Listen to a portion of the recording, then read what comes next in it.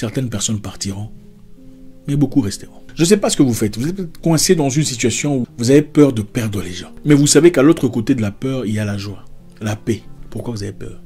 Vous perdrez peut-être des plumes, mais vous en gagnerez des ailes. Chaque personne sait où il doit être dans la vie. Et beaucoup de personnes sont coincées dans des situations où ils sont obligés de rester. Sinon, ils perdront certains avantages. Moi, je vais vous dire la vérité. On ne perd pas des amis. On ne perd jamais un ami. Ceux que vous perdez n'étaient pas vos amis. Un ami comprend que tu traverses un moment difficile. Un ami comprendrait que tu es stressé, tu es dans le besoin. Un ami comprendrait que ça, ce n'est pas toi. Il y a un truc qui ne va pas.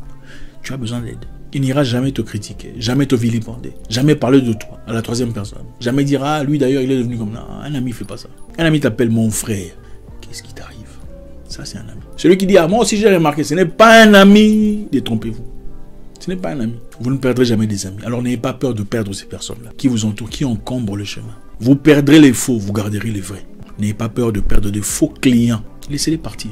S'ils ne sont pas contents de votre service, qu'ils partent. Vous garderez les bons. Il ne faut pas chercher à garder des followers pour ceux qui sont sur Internet. Il faut chercher des gens qui sont des penseurs. Des gens qui peuvent penser eux-mêmes. Pas des coqs et des poulets, des poules. Non, ça sert à quoi tout ça? N'ayez pas peur de filtrer. Il faut filtrer les gens. À quoi ça sert d'avoir une multitude de personnes si ce n'est pas de vrai? À quoi ça sert d'avoir des relations amoureuses, douteuses, où vous n'êtes pas certaine que vous êtes le numéro 1 ou le numéro 1? Mais vous vous battez pour rester. Pourquoi vous faites ça?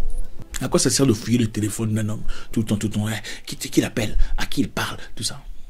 Il faut filtrer. Si ce n'est pas pour vous, ce n'est pas pour vous. Il faut l'accepter. Vous vous tuez pour des choses qui ne vous appartiennent pas. Il ne faut pas forcer un boulot. Si on ne veut pas de vous, il faut aller ailleurs. Il y a peut-être mieux pour vous ailleurs. Il faut filtrer. Il ne faut pas forcer des amitiés, des correspondances. Si ça ne va pas, on ne vous aime pas, allez là où on vous aime. Même si vous pensez que chez vous, c'est bien. Mais parmi les gens de chez vous, il y aura beaucoup qui ne vous aimeront pas. D'ailleurs, ceux qui vous connaissent, pour la plupart, ne vous aimeront pas. Pour la plupart. La plupart des personnes qui vous aideront à avancer sont des gens qui ne vous connaissent même pas. La plupart des gens qui ne vous aident pas à avancer sont des gens qui ont peur que vous soyez mieux qu'eux. Parce qu'ils vous connaissent. Ils se disent, dans ce cas, le monde dira que partons de la même ligne de départ, lui il est allé loin. Nous on est allé nulle part. Il faut comprendre une chose. Les gens qui vous sont loyaux, ou les gens qui vous étiez loyaux il y a quelque temps, ne seront pas nécessairement loyaux aujourd'hui.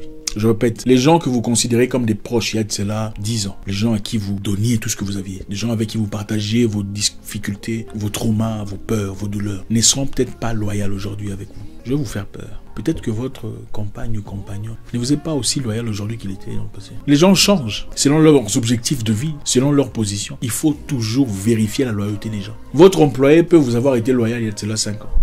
Vous ne savez pas ce qui se passe aujourd'hui. Vérifiez la loyauté des gens. Comment se comportent-ils quand vous n'êtes pas là? Sont-ils avec vous comme ils sont sans vous? Sont-ils les mêmes personnes dans votre absence comme ils le sont en votre présence? Vérifiez la loyauté de tout le monde.